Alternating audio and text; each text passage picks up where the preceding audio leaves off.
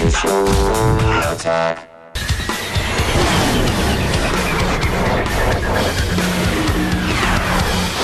right, my guest tonight in Santa Monica, California, co-editor for BoingBoing.net, Sheni Jardin joins us again. Hello, Sheni. How are you? Hey, I'm doing great, Kevin. How are you? I'm doing very, very well. Thank you for coming on. Look, you know exponentially more about this topic than I do, and so without, I guess, requesting a disservice to the topic at hand, is there any way you can sort of give us the nutshell of what's going on in Lhasa right now? Sure. So in Lhasa, Tibet, over the past week, there have been huge demonstrations, and not just in Lhasa, but all throughout that country. Basically, on March 14th, this was the anniversary of a historic uprising in Tibet, which is now occupied by China, but was once independent.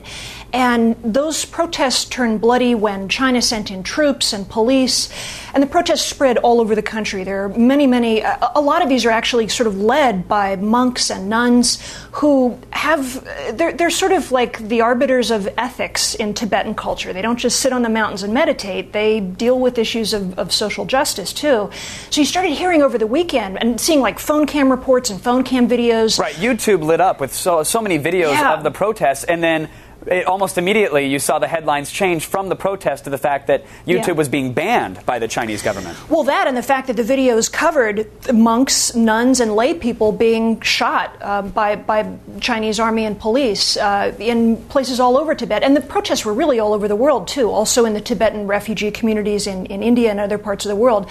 But yeah, so in China, I mean, people talk about the Great Firewall of China. This isn't a centralized thing so much. It's not like there actually is a great firewall, but we do know that authorities and state-controlled ISPs filter out words like Tibet. So what you started seeing is some dissident bloggers, using funny spellings like people do with leet speak here in the U.S. Right. Let's change the I for a 1. The government's not going to catch that. But wait, but filtering words is one thing. I was told that so many Chinese citizens were getting 100% packet losses, and they were not able to communicate at all with sites like YouTube. Well, with YouTube and also with Google News, my understanding is that absolutely, those domains were completely blocked. But in other cases, like with Boing Boing, we've heard from our readers that in some cases the site's blocked, in some cases the site isn't. And people who know a lot more about China's internet than I have told me that has to do more with keyword filtering. Okay. Yeah, it's all over the place. Now, how are the citizens reacting to this type of censorship? I mean, and what means do they have to react? How do they have to react? Because they can't exactly blog about it, right? Well, I mean, in Tibet, that's one story. Throughout China, that's another. In Tibet, you're talking about, like, ethnic Tibetans are the poorest population there, and they have internet access is scarce, very hard to come by, and the general climate of freedom of speech, there's no such thing there. I mean, you're not even allowed to, like, carry around a picture of the Dalai Lama there. He's sort of seen like bin Laden to the people there, to the Chinese authorities there, who see him as like wanting to separate Tibet away. But in the rest of China, definitely, there are people who use proxy servers, who use different things like Tor, or different ways to get around the blocking. Again, though, there are heavy consequences that we here in the United States aren't really personally familiar with. Yeah. Now, you were there in 2006. I know you spent a ton of time there, and I'm wondering, do the citizens there have a sense that when we hear that China has blocked a website, it sounds to me like a cyber cafe unplugs a cable modem. But do they have a sense that this is affecting perhaps well over 200 million people? I don't know, because I'm not there right now, but I do know that people, like, we think of Tibet in this very romanticized way, that they're somehow a backwards people, or that they're not as part of the world as we are. Well, they're definitely cut off because the internet and television and other forms of media are blocked by the Chinese authorities.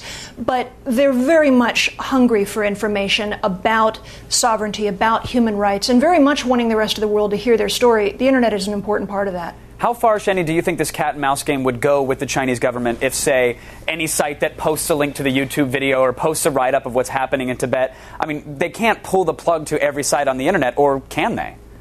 Well, no. I mean, that's the wonderful thing about the internet, is that it routes around censorship. It routes around blocks. But I think really what we're going to see, this just been such an embarrassment for the authorities in China. And now we have people talking about a global Olympics boycott. We have bloggers in all parts of the world expressing support for sovereignty.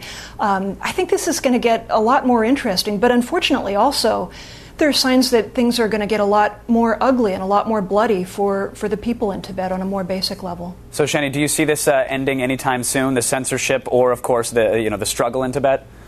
No, I mean, what's amazing to me is not that this is happening, but that it took so long. When I was there in 2006, I happened to be there on a big celebration day. It's called Sagadawa. It's like a big religious festival there. And thousands of Tibetan people in Lhasa, Buddhist faithful, were sort of walking through the streets around the temples. And the Tibetan woman who escorted me through that said, look at the police and the troops on the side of the road. They're afraid when too many of us gather in one place. They're afraid that there might be an uprising. This has been a long time coming. All right, Sheni, thank you so much for keeping us in the loop. Appreciate it as always.